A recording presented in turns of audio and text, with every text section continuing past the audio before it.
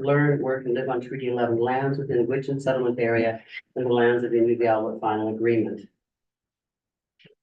We'll do the motions on Wednesday, so we have our agenda. Do we have anybody declaring a conflict of interest or pecuniary interest? Councillor Devlin? 9.1. 9.9? 9.1. 9.1. Okay, is there anybody else who's in conflict on that one? No, Councillor Alexis? Councillor Day, to know whether or not you are in conflict, are you paid by the Gwich'in Tribal Council? As a bus driver, You're paid as the bus driver, like as an employee as the bus driver? Yeah. And then, From us or in GC? need a good income. okay, then you're not in conflict, if it's from the media. Thank you for clarifying that. Okay, and that was with regards to disposal of the lands. Okay, next we have delegations, presentations, or petitions. We have Peter Clarkson here to speak to Inuvik EV charging station, electrification of the Dempster Highway. Peter, do you want to come up? There should be a video, or a Zoom. Grant Selman's supposed to be Yeah, on Zoom. he should be able to share his So screen. he's doing the presentation, I'm just back up in case there's technical. There he is. Hi, can you guys hear me okay? Yeah, welcome home. Thanks. Alana, you're surrounded by light. What the heck's going on? I guess, yeah, thanks everybody for giving me the chance to kind of come chat to you guys about this project. So as I think I know pretty much everybody on council, or you guys know me and whatever. So last year I bought an electric truck and I bought it in Vancouver, and I had to drive up from Vancouver to Whitehorse. And through that process, like I learned a lot about charging infrastructure on highways. And that kind of got me thinking about Inuvik and thinking like, how is this going to happen? If these federal things happen that they're not going to build gas trucks anymore, what are we going to do? How is people going to get from Inuvik to Whitehorse? Talk to Whitehorse, Fort McPherson to Whitehorse. And so through that process, I actually applied for some funding to install electric chargers up the Dempster Highway. So there's going to be a charger. There already is a charger in Dawson City, so that's fine. The plan would be to put one at Engineer Creek and into Eagle Plains, Fort McPherson, Inuvik, and Tuck. I've actually already been successful receiving the funding for this project. Why I kind of want to talk to the Inuvik, to the town of Inuvik, is like on that drive up from Vancouver to Whitehorse, the chargers were placed in like the crappiest locations. They were completely out of like they're in a parking lot behind a parking lot behind a parking lot is where the EV chargers were. And they're not great because you're plugging your car in there. You're going to be stuck there for a half hour and there's nothing to do. I mean, I have space at the solar farm down in industrial to put this, but there's not a heck of a lot of things to do out there. So the idea is you want to make these charging experiences a bit more positive. So, you know, if somebody goes to charge their car, there's a restaurant, there's a store, there's like the post office. And I mean, my proposal to the town is to put this at the Arctic market location. I haven't confirmed the power there, if it's going to fit for these chargers or not, but I think it would probably be phase 3 power there. I'm not sure, just given like what's around there.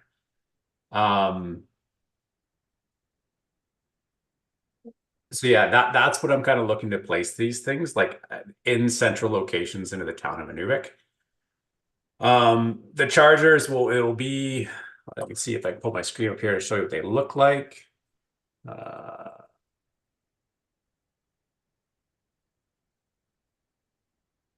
These are the units here. So there's a transformer. It's all on a skid. So like minimal foundation work. There's a level 2 charger and a DC fast charger. So the DC fast charger will be a 100 kilowatt unit, which is going to charge like the Ford Lightning, the Rivian, Cybertruck, Chevy. Like it'll charge that truck from 0 to full in probably about an hour. this is the unit here that I want to install. And then there also is a level 2 charger there as well. So there's two different types of chargers, a level 2 charger and a level 3. The bigger unit is level 3, which is fast charging. Level 2 is for like more of an overnight charge.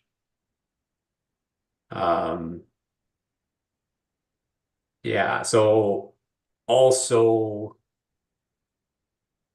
in the funding that I've received, I received funding to do a documentary about electrification of the Dempster Highway. It's going to be about a 30 to 40-minute documentary focusing on the different challenges of the North and the electric highway. Like, it is a kind of interesting story because the highway, like the Dempster Highway is the only highway that crosses the Arctic Circle and goes to the Arctic Ocean. This would definitely be like, it's a really interesting story in terms of a technology, like putting the technology out there in the high Arctic. It would be a good opportunity for the town of Inuvik to participate in that as well. Like that's still early on. Like the filming is going to happen in the end of August. Like I think August 19th is when they want to start. It would be a good tourism opportunity, I think, for the Inuvik as well to kind of get involved with this.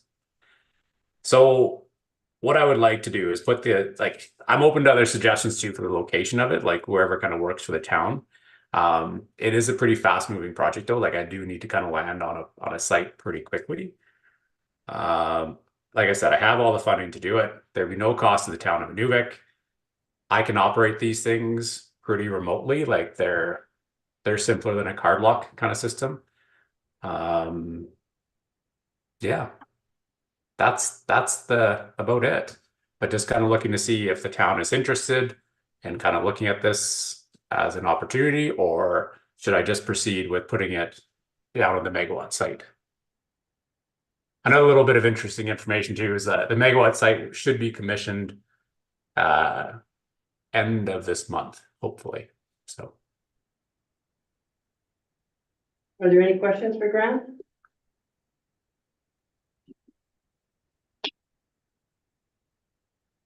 Councilor Devlin? Hi, Grant. Thank you for your presentation. Just a question about what's the business model here? Is it private business, for-profit business model? Thank you. Do I just answer the questions as they come? Yes, please. Okay. So Tony, like I'm open to different options. So ideally I would tie into the main power from the Arctic Markets site and tie into that. And so you guys probably you charge they get charged their business rate of 55 cents. So there would be a markup on top of that to cover that off. So that's the kind of business case there. I mean, I'm open to like I'm not in the EV charging business. If the town wanted to take this down and do the markup, like that's fine. Like I'm open to that as well. Or if it's a transition to that, or whatever you guys are willing to kind of have a look at. Most municipalities take these things on themselves. But I mean, there isn't much of a business model for it. Like right now, there are 0 EVs in Inuvik. Initially, I think a lot of it would be tourists coming up. Like the EV tourism market is growing. They want to see how far they can take their trucks, their new EV trucks, right? Like that's what they want to see. So, and this would be the farthest road that they could take it. So, is it a great business model? No, not really. But it is an interesting tourism model. Like there would be other benefits as a result of these EV chargers. Any other questions? Councilor Kulikowski? Thank you. Just a more general question about the chargers. Where does the power come from the ones that aren't on the Inuvik grid? Are they solar?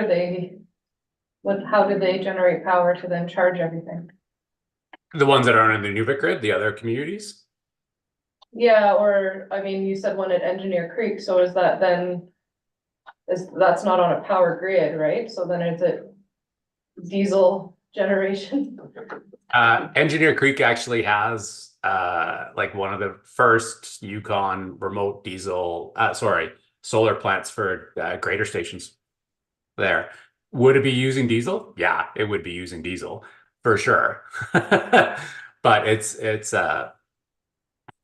it opens the opportunity for additional renewables to come into play.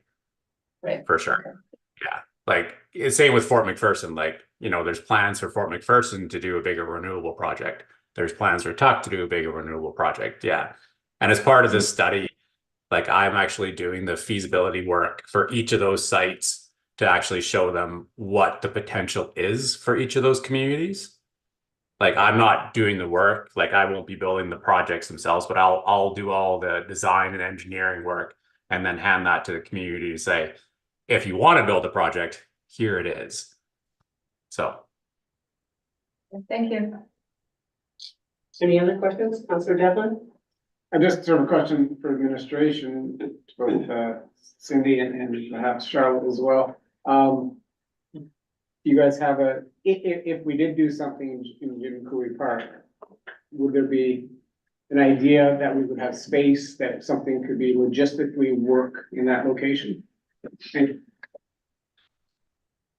First, we would have to take a look at what type of power source we'd be looking at.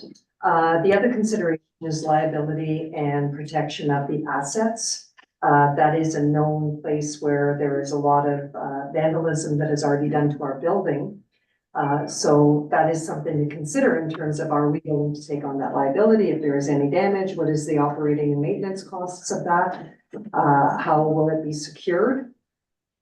The only other alternative, as I'm thinking, if it's not Chief Jim Cooley Park, there might be a consideration for the MSC. If particularly, I'm looking at Director DeComo over here in terms of the solar array system that we are having already, because it's more of a fenced-in area. It's still central to town.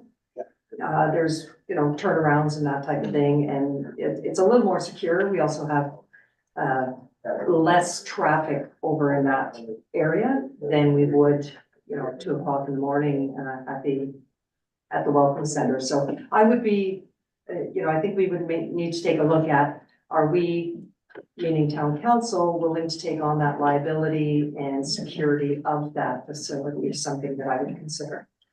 Thank you. Any other, Councillor Parker? Thanks for the presentation, Grant. Have you, did you bring this to maybe any other gas stations of the local gas stations to see if they could potentially put this on one of their sites? No, not yet. But open to that as well too, though. Like that's, I mean, I would like to get it somewhere central first if I can. But yeah, I'd be open to that too. Like if a business partner wanted to kind of partner on this one, or yeah, sure. I haven't yet, to answer your question, no. But because I kind of thought that the town of Inuvik would be the right fit to start with. And then if that doesn't work, if it, like, I totally understand like the liability side of things. Like I was thinking the same thing, like they are expensive pieces of equipment and the security of them and everything else. Like, yeah. I mean, the good news is they have like high voltage signs on them, so people usually don't mess with them. But yeah, I'd be open to that as well. I just want to put these things in, like that's the bottom line. Like where will they fit the best in the community? We would also have to consult with our development officer as well in terms of the zoning of that station to make sure that it's within our zoning, and if it is not, we'll have the ability to do a variance on wherever it is landing. So. And that's one of the big problems, to be honest, with like what we found in a lot of the other communities from Vancouver to Whitehorse. It was the zoning of it, because it is most of the time that's an industrial application. But in terms of like a safety standpoint, like not many people want to, if you're doing a highway and you're trying to pass through the highway, not many people want to stop at a really isolated spot out of the middle of nowhere to sit for an hour. So that's why I'd like to get it in the middle of town, but yeah, Councillor but Alexis? there is liability putting it in the middle of town as well. I would like to know, do you have any document that you could share with your ideas so we could consider and have more information in a written document? Sure. I mean, yeah, I can give you the work plan and things like that. I believe I did send them to the administration earlier, but I can resend those again. Wonderful. Any other questions? Kurt, did you have a question? No. I have one more. Okay, one more. When you're looking at timelines, you know, you said end of August for something like filming. Is that kind of a timeline that you'd be looking at? You'd like to install something within the next couple of weeks, couple of months? Probably start construction beginning of July. They only take about 2 days to install. Like this part of the reason I chose that system is everything is pre-wired and contained. So you're just doing the main drop from the NTPC is the main kind of like that. That's it. Like there's a little bit of trenching and you're good to go and they're installed and ready. Which leads to So, a second. Yeah, which leads to a second question in terms of the contact with NTPC. Is there any discussions you've had? Is there any permitting that is required for them? No, it's just a regular business drop, like for a power line. It's like you have to add in for service, and that's not overly complicated. I've already talked to them about this. Initially, I was actually trying to put them at NTPC sites, so they're fully aware and they've been kind of made aware of the units and everything else. So they've been part of the discussion.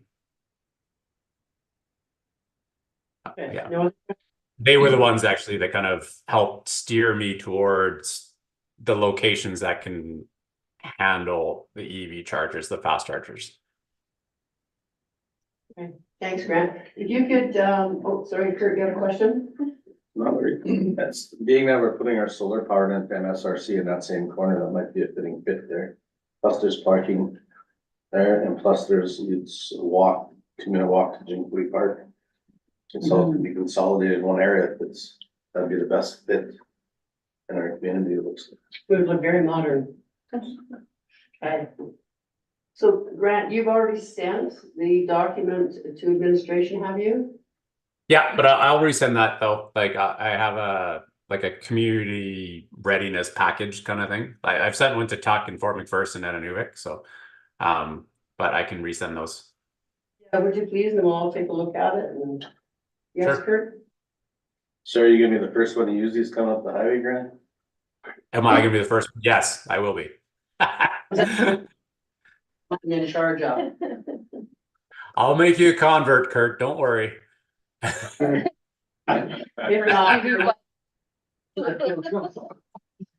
All right, thank you, Grant. You send that to us, we'll take a look at it and get back to you. Thank you so much. All right, take care, everybody. Nice to see you. Right, moving on to public question period. Do we have any questions from the public? Peter Clarkson. Well, now I don't know anymore.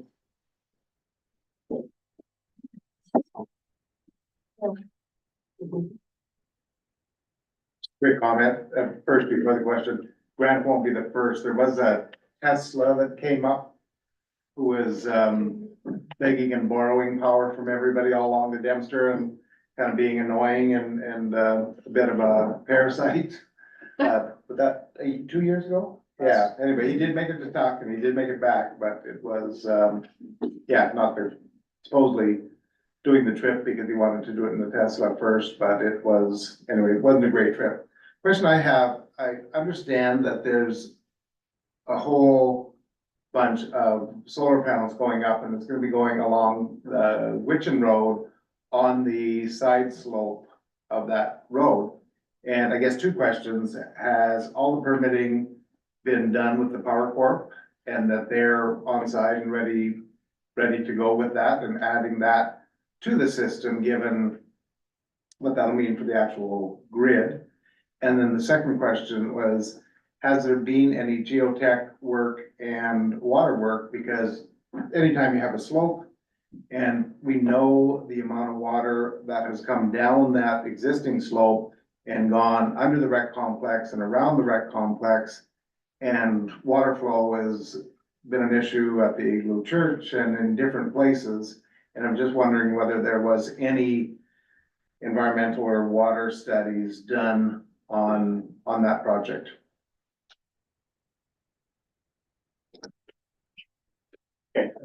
Daniel, do you want me to speak to that? Or if, you might want to correct me on some of my assumptions that I've made. So we are working with Solvest. They are not ground mounted systems. They are going to be on pilings as well. So there is earthworks that are being done. They are the project managers of that, and we can certainly, clarify that with them as well in terms of, is there a capacity to add that onto it? And, any of the engineering and the plans that have they incorporated into that, and I believe that they have. Okay, I think if you're dealing with Solvest, you would want to confirm all of that yourself. Yeah. Just speaking from experience, the greenhouse went 2 years of minimal solar power from their panels because Solvest hadn't completed the permitting that they were supposed to do.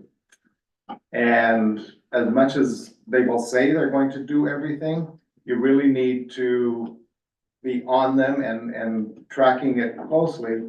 And my other advice to the taxpayer would be, don't pay them until you know all of that has taken place. We had to pay them from the greenhouse because we had money for that fiscal year, but we, as of today, do not have that permit yet. 2 years later.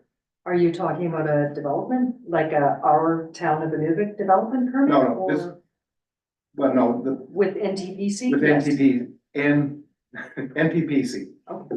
Yeah, that they are going to allow the town to put that amount of power to your site and on the grid and still providing you with power so that you don't have to go off grid. Mhm. They have had those discussions with NTPC. That's part of the project that they were working. Yeah, I'm just saying, they may have had the discussion, but do they have the permit? Is the first question. The second question was, do we know what's going to happen environmentally on that slope when that, I mean, do they have to clear the trees? Do they have to clear the brush? All of those things, because that faces southwest, and that's, the sun will hit that 24/7 for roughly 3 months. And we just need to know that ground is gonna be stable, even if it's on pilings, the panels may not come down, but if everything else comes down onto Witchen Road, that's not good, and plus if it completely screws up the natural water flow out of that area, that's not good either. Thanks for those considerations. We will look into those questions for you. Thank you. Yeah, thanks very much. Thank you. Thank you, Peter. Okay, on Wednesday, we'll be adopting the minutes of the April 22nd, 24th, meeting action items list. Is there anything anybody wants to discuss with regards to the action items? Anything to come forward?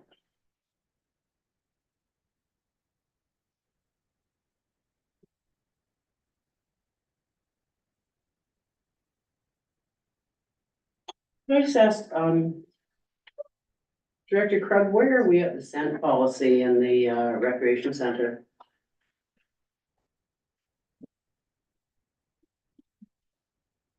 I can't tell from offline.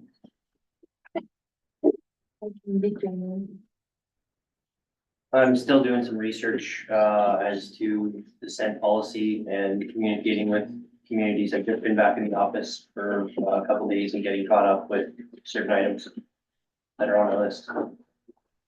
Thank you. Okay, now I know that microphone works. Anything else on the action items? Okay, then we will move on to new business. We'll be looking at the update to fees and charges policy. And everybody has that in their package. And basically, this is with regards to the the room in the Inuvik Welcome Center that's being called the Kristen McLeod Memorial Community Room, and charging users of that room a reasonable rate for them to use it for a half day or a full day.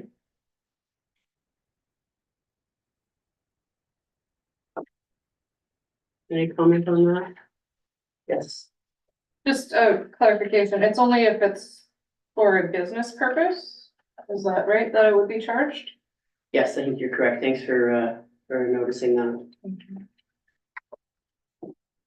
Next, we have the Great Northern Arts Festival and their request for a donation. I believe we have Clara. Caroline Faulkner. Okay, you come to speak to it? Yes, and can I also put Addie Scott on the phone? Of course. Because she can answer your questions even better. Yes, sure. Thank you very much. Thanks for coming. Thank you.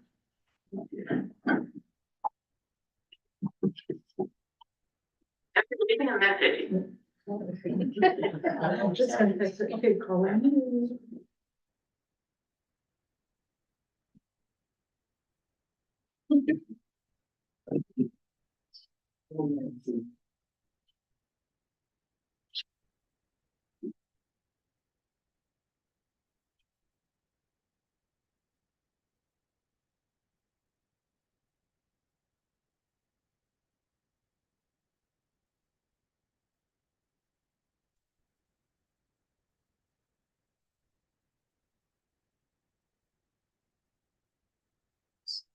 Yes.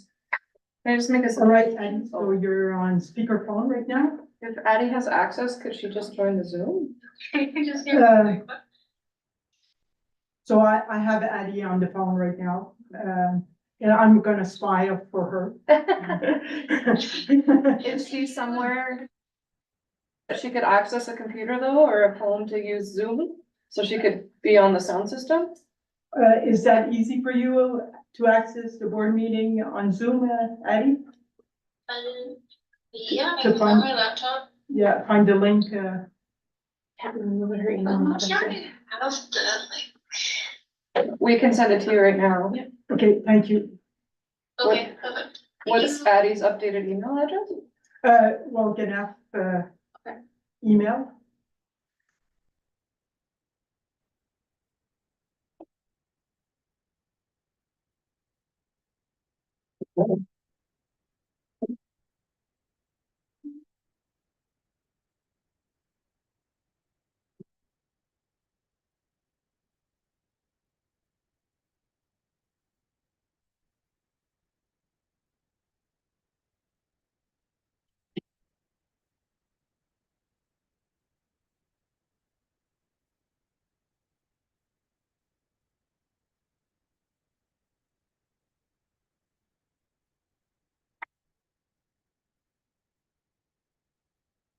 I just sent it to her. Okay, you have received the email, Addie?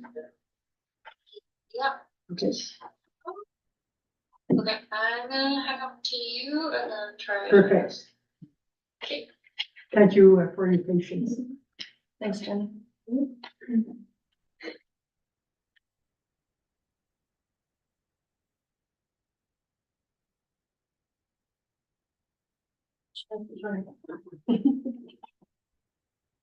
Zoom probably has to update.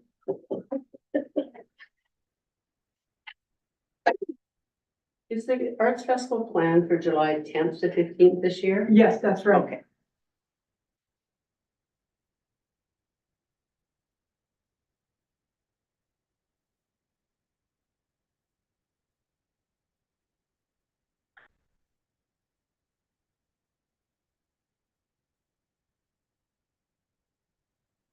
Can we tell her she's joined yet?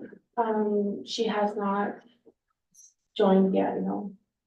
Do you want to text her and ask her if she's able to get on, please? Yes, if not, I'll try to do my best, Oh, We she can- is. Okay. Nope, she made it in. Yeah, super. I'm just adding her right now. She should be on it. Yahoo. Okay. We've got her on. Thank you. Addie, can you hear me? Yep, can you hear me? We can hear you perfectly. Addie, would you like to do the? Wait, sorry, that cut out. I just asked if you'd like to do the presentation. Sure. 1 second.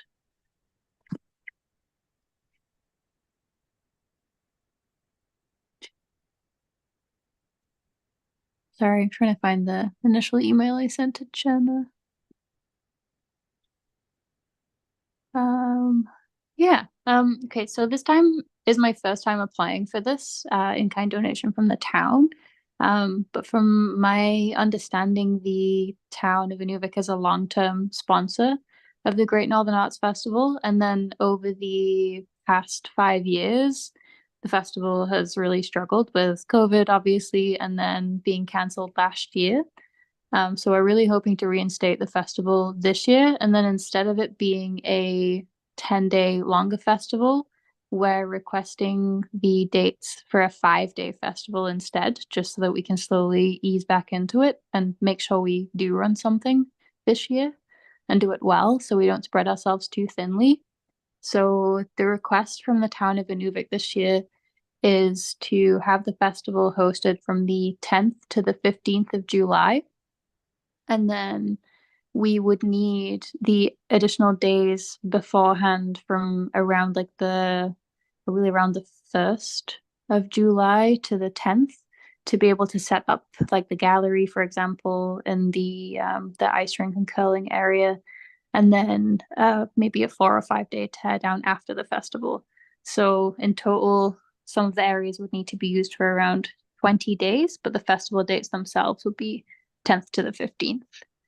And that would include the ice rink for the demonstrations area for all the workshops and also the main stage for all the performances.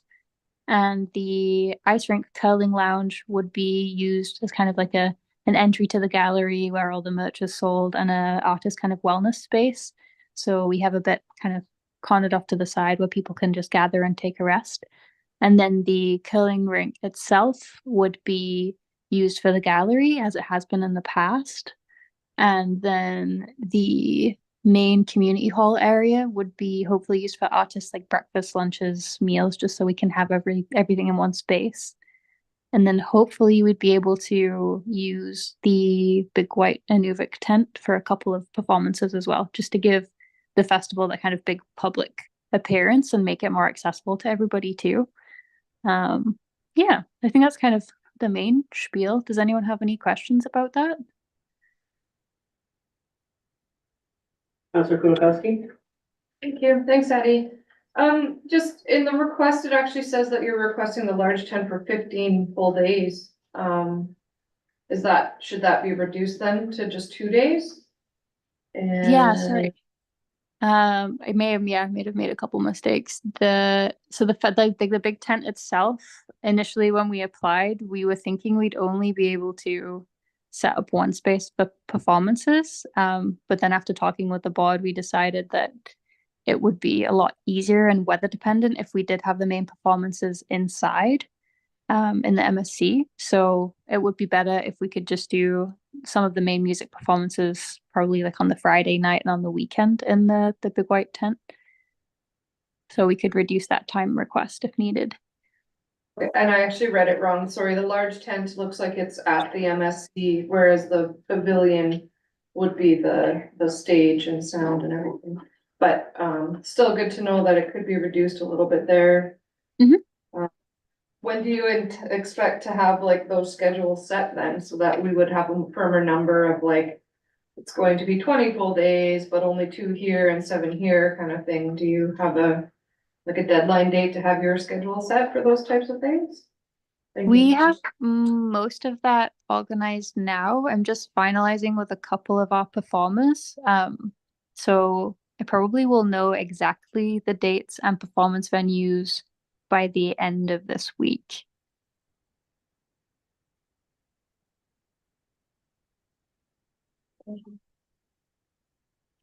Any other questions? Councilor Devlin? Hi, Eddie, thanks for your presentation. Just a question on the setup days and tear down days.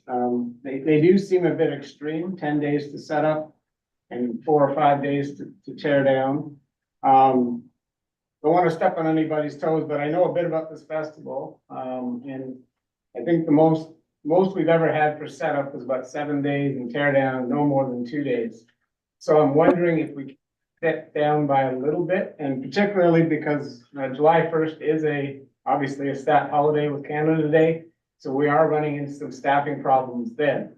So I feel a lot more comfortable if we stretched it down to perhaps July 3rd. As the day that you guys have access, but I'll leave administration perhaps has something to say on that as well. But I do have, like I said, a bit of a concern on 15 days to set up for a 5-day festival. Thank you. Yep, Oh, for I sure. know. Sorry, go ahead. If you have another question, just at this point, I know that you guys have closed your artist applications. Do you have numbers on both visual or artists and performing artists at this point? Thank Yep. So first question about the changing of the setup and teardown dates. I am all ears to your suggestions. You've had a lot of experience with the festival. So if you think that the 7 days beforehand and the 2 days afterwards is more than sufficient, we would be willing to change that for sure. We want to accommodate you guys as best as we can, as well as trying to make it easier for our artist and logistics coordinators to give them enough time. So yeah, 7 and 2, either side of it is totally feasible. And then for the artist numbers, just double checking now.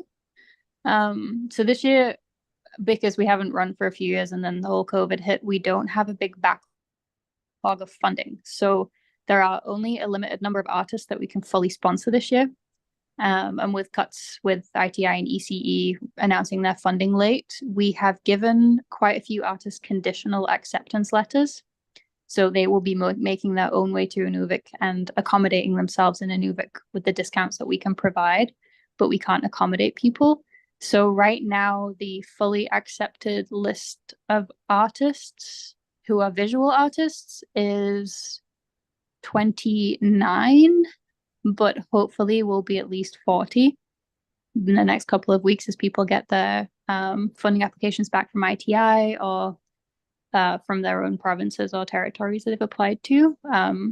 So around 29, but we're hoping for 40 in the end. And then performing artists that we have confirmed, we have 7 performers from the Gwandak Theatre and 3 from Yukon Circus Society, and also 2 music artists, Kim Beggs and Leela and Jay Gilday.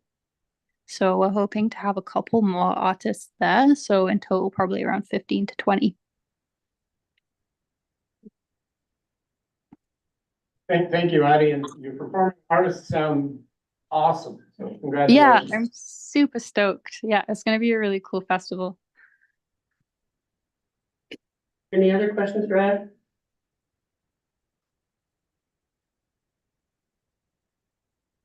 Okay. So Addie, if you can let us know what you can do around that timeline, that would be wonderful, and making a decision on Wednesday, okay? For sure. I can probably provide you with as much as I can with what schedule we have tomorrow, if that helps at all. That will help, yes.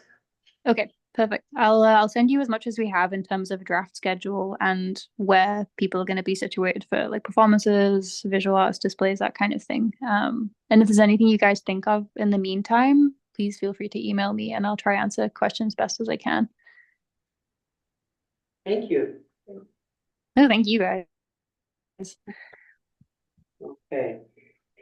So our next decision on Wednesday will be a motion to cancel the June 10th and 11th meetings because that is when the Arctic Development Expo is happening. Do you wanna let her go? Oh, yes, we can let Addie go now. Did she go? Oh, thank you. Thanks, Annie. Thanks, Carol. Yes. Thanks for the opportunity. Have a good meeting. Thank you, Addie. Thanks. Bye. Bye. So we'll be talking Wednesday about canceling June 10th and 11th meeting, since we have the Arctic Development Expo at the same time.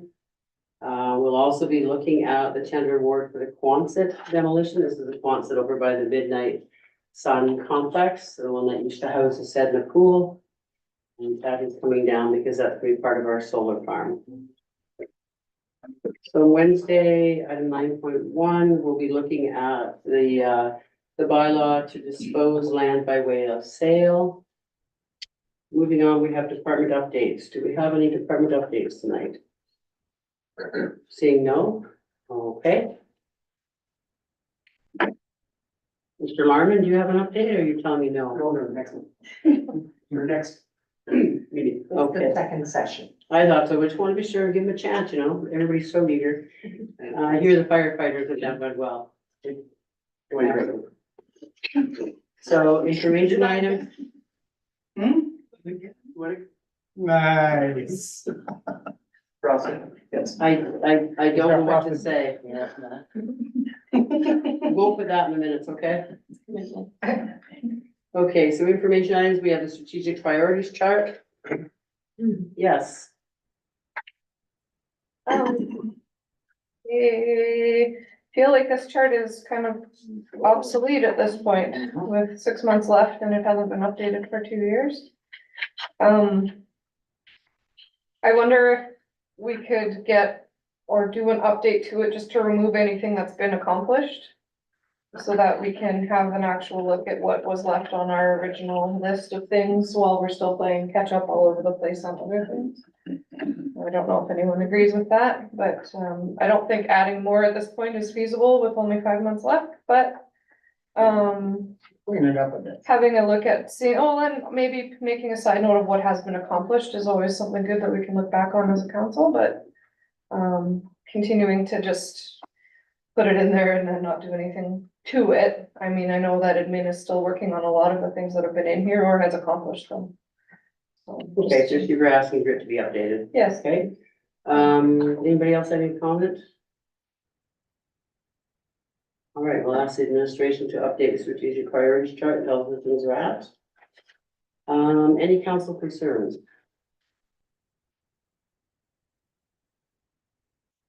Seeing none, we actually have an in-camera item. So this is regarding land sales, so we will go in camera. Thank you everybody for attending. Motion to go in camera. Councillor Kulikowski, second that motion, Councillor Alexis. Okay. Yes. Thank you, everybody. thank you. All in favor? I'll do all of it together.